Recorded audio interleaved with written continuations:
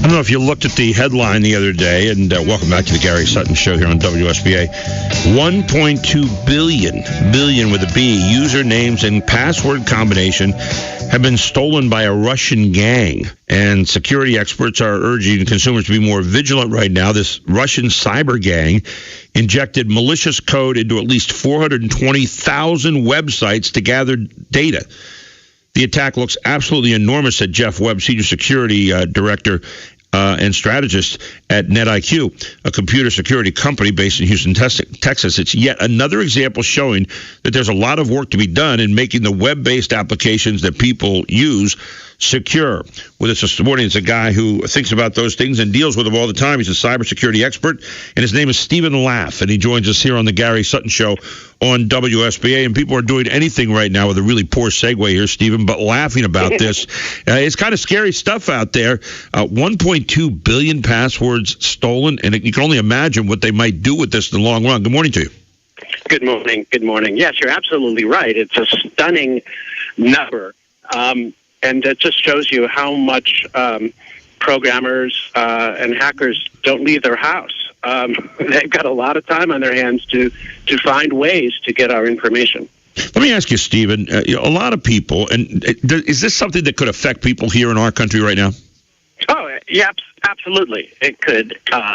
Just like the Target incursion over the holidays, which was different because that actually was an incursion into their cash registers so they could capture credit card numbers.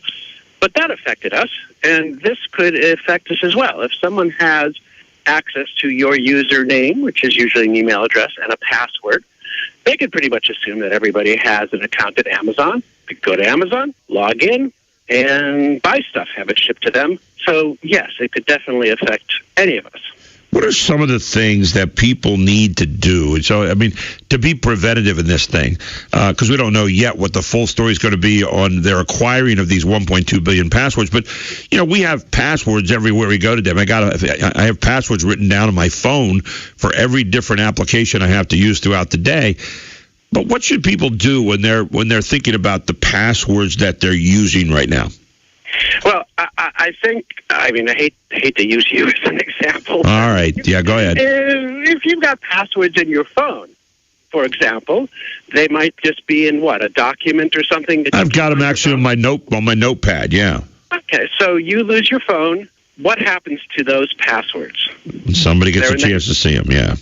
Exactly. And this is very common. People ask me, should we be more worried today? We shouldn't be any more worried today than we were 2 days ago. This stuff goes on. It's been going on for years. So what can you do to protect yourself? Now, in some cases, there's not a lot you can do, because if these folks put malicious code into websites, then that is the responsibility of the website owners to be more aware. And I certainly have clients who I've consulted with, and I look at, the way they protect some of their data, and I just want to smack myself on the head and go, what are you doing? But you can't do anything about that. But then you go, okay, what can I do? And what you can do is protect yourself if someone gets that data. And the way you do that is, and we've heard it over and over and over again, it's like our mother telling us, do this, we don't listen until something bad happens, and she goes, I told you so. You have to have secure passwords. Right. I just was reading an article by Shenda Gok on CBS News from January, but it was really interesting because it talked about the 25 most common passwords of 2013. We don't yet know what they are in 2014, but I was struck by the top 3 passwords of the year were 1, 2, 3, 4, 5, 6. And then the other one was password. And then the other one was 1, 2, 3, 4, 5, 6, 7, 8. So not exactly the most creative passwords right there, and probably the first thing that any kind of even amateur hacker would probably go to, right? Yeah. I hate to be the one to dispense tough love, but if you don't have secure passwords, you should have seen it coming, and you deserve it. Wow. There's just no other way to put it.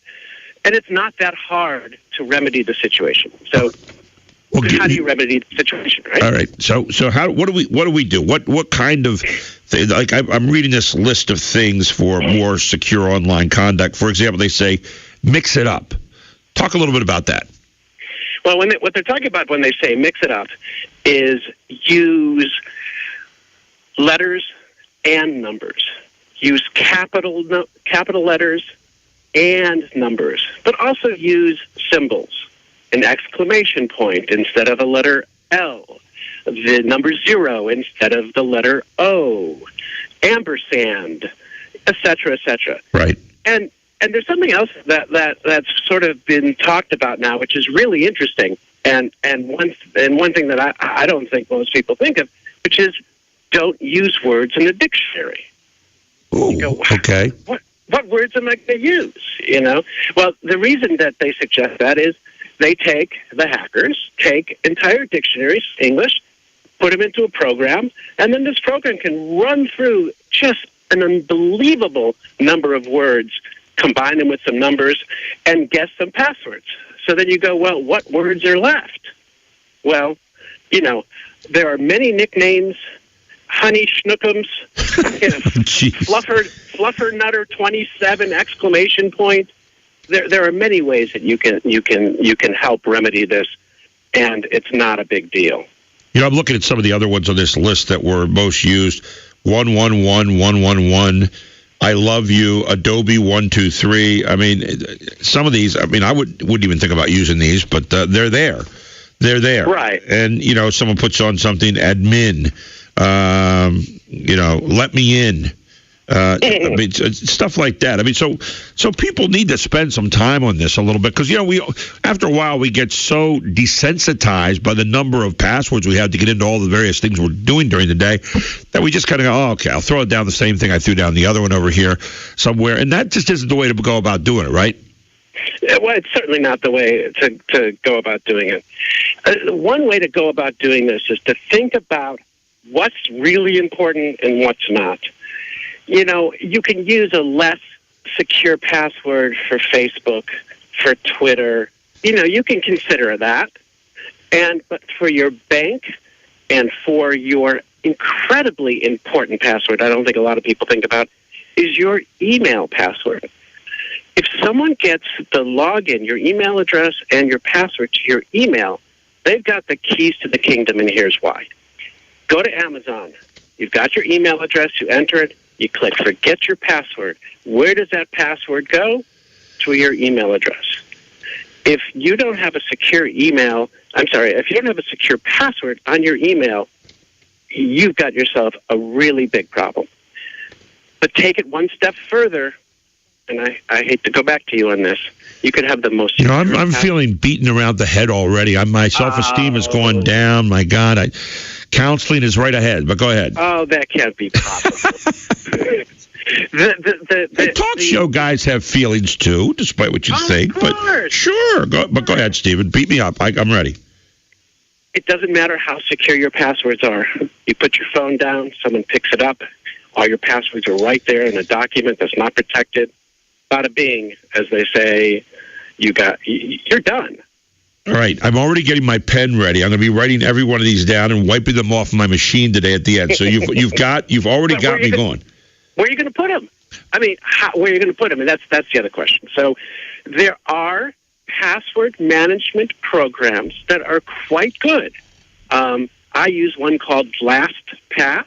There's another one called 1Password that are good. And what they do is they can even create unique passwords for all these different sites, and they remember them all. And then you log in to this program that's a part of your browser, and it will enter the passwords for you. When you enter that master password, or even better, it may ask you for 2 passwords. You enter those 2 passwords, and it can then fill in these secure passwords for you. So but again, let me get those right. LastPass. Last as in last rights. Gotcha. LastPass and LastPass. 1Password. 1Password is another one that's very popular. Okay. There's another one called Dashlane. There's no shortage of these. And so if you forget stuff, or if you want to store them somewhere, those are pretty much 3 places you can go right away, right? Exactly. But again, if you have a stupid password for those programs, you're in the same situation again. But at least you can have one or two really good and secure passwords. I'm just thinking of my passwords as you're talking, and they might be stupid. I don't know. I thought they were really clever when I started, but now I'm sitting here feeling like a dunce on this thing. I might have to go back and recheck those things. Hey, you mentioned mix it up, but you also want to be more creative. You want to come up with something that maybe is unique for each of the accounts, right? That's what people suggest, but I honestly think there's a competitive issue with doing that, and it's called human nature. Yeah. Yeah, I try to use the same or close to the same passwords for different things. Again, mine are so unbelievably clever. I can't believe anybody would ever tap into them. About the moment that happens, someone will. As we talked this morning to Stephen Laff, by the way, a cybersecurity expert who's given us some help here on what you do with passwords. You mentioned about splitting social media and money. Great suggestion there. What about revising the record keeping? You talked about that a bit. Keep your data close. Don't share your password even with friends and family. That's a big one too, right? Oh, totally. You wonder, why do these happen? And the reason that these happen so often is the main mechanism for the security is extremely vulnerable, and that's humans. We just have this trust that is sweet and nice, but can get us into trouble. And I believe that that has something to do with what happened with Target over the holidays. Right. It was one of their vendors had these passwords, and someone there got them, and for all we know, they could have put the password on a Post-it note on their monitor. Silly stuff. My wife was teaching at a place where the campus closed down, and about 4 weeks ago, she received pay afterward from them, and the whole campus was closed down. She had done a great job. She's 4 weeks ago gets a note from them and says, "Sorry, we had someone break into our system, and your stuff has been stolen as part of one of the ones that has been stolen, and you now must do all these different things to make sure that you cover that, because otherwise your bank accounts are going to be in trouble, your credit's going to be in trouble, your credit card's out there, obviously you're going to be in trouble." I mean, no one wants to ever hear that, and so she had to go in and kind of redo a whole lot of things, go apply for some new cards, the whole deal. I mean, it's a nightmare once somebody does get their hands on those things, right? It really is. It really is. And part of this discussion really should focus on what can business users do to protect themselves, and what can website owners do to protect others, because we're all culpable here. I thought I was the only one this morning, but I'm glad to hear you say that now that we're all in this together. So what should they do? I mean, what are the things that businesses should do to make sure that they stay away from being like Target was, or like this campus was that my wife left? Well, the campus, you think about the campus, and, they could have just, someone left the door open or unlocked, and someone got into the computer. They may have been logged in. There's the information. So businesses and business owners have to be extremely careful about who they give password access to. I mean, think about it. If all it takes is a username and a password to get into critical information, you'd think, wow, well, maybe this is not the best system in general. And it's not. I mean, it needs to be revised. Some people say, okay, use 2 passwords, and then there's things like, retina scanning, there's fingerprint, little things you can plug in, but I don't think all those are really very practical for the consumer, but for some businesses, and they absolutely can use that. But the one thing businesses can do, is be very careful who they give access to, have each user have a unique password. So if someone's gone AWOL, they can just change that one password. They don't have to change and inform 200 people, our one password is changed. There's no accountability that way. Stephen, when we come back, I want to get the kind of moral of the story in this whole thing. Stephen Laff will be right back with us here on the Gary Sutton Show. You're listening to News Radio 910 WSBA. Welcome Welcome back to the Gary Sutton Show on WSBA. We're with Stephen Laff this morning. He's a cybersecurity expert who's given us some help on our passwords and pretty much destroying my self-esteem, but that's okay because I'm willing to do it all for you out there in an unselfish way. Right, Stephen? Show them the love. That's right. A lot of hugs. Hey, you look at all these different things that people can do, and one of the things you need to do is stay informed, right? I mean, that sounds like very simple, but staying informed is something you do. I know I get those things where you have to change your password every 6 months and so forth, but I think that's just a general thing. What are some other things you can do to really stay informed about the passwords? I think staying informed, I don't think we have much of a choice but to stay informed because, this came out on the news yesterday, and we're talking about it today. It's all over the place. And, I was asked, so do you think this is going to change behavior? And, no, probably not, because how many hundreds of times have we heard have secure passwords, et cetera, et cetera. But I think this goes beyond just passwords. There's many ways of looking at this because we're focusing on having secure passwords, but there's a lot more to think about than just passwords. So what else are you thinking about beyond the passwords? Well, cloud services have become very popular. We use which by the way I do have. I do have my stuff backed up. So do I get a star for that? You can have as many stars as you want. Thanks, Steve. I appreciate it. Go ahead. It is your house, after all. Yes, exactly. That's my point. I got really concerned about that, and I thought, man, if I lose all the stuff I have here, I'm done. I mean, I got Rolodexes on there and all kinds of stuff, and so I got all that done the last time I went in for my maintenance repair checkup. How about that? That's great. What happens if that cloud service loses everything? Here we go again. I know. I don't know. What happens? Well, I recently lost my mom, and I had... I'm sorry to hear that, by the way. My condolences. Thank you. Oh, I appreciate that. Thank you. And I had saved these voicemails, because she'd leave these awesome voicemails, and I had backed them up to a former cloud backup service. And boom, they were gone. I was freaked. Now, because I'm a little anal retentive, I went down to, Best Buy or wherever, and I had these backup hard drives. So I actually have a program that just backs up everything from my internal hard drive on my computer to this little external hard drive that was sitting in my nightstand, and I pulled it out, and there they were. Wow. And it's very, very easy to do. You can pick up any of these little backup drives from Seagate, from Western Digital. You plug them in. There's a little backup software that's built in, and all you need to do is plug that little sucker into that USB port that everybody has, and it will just automatically back up stuff and save your butt. Yeah. So it gives you into the Mac. And in your case, very important, save your memories as well, too. Exactly. So, you think about what you're backing up and you talk about, there's business data. And yes, of course, there's absolute business data. If you lose your business data, it's embarrassing and there are great financial risks. But if you lose your personal data, your photos, there's great emotional risk.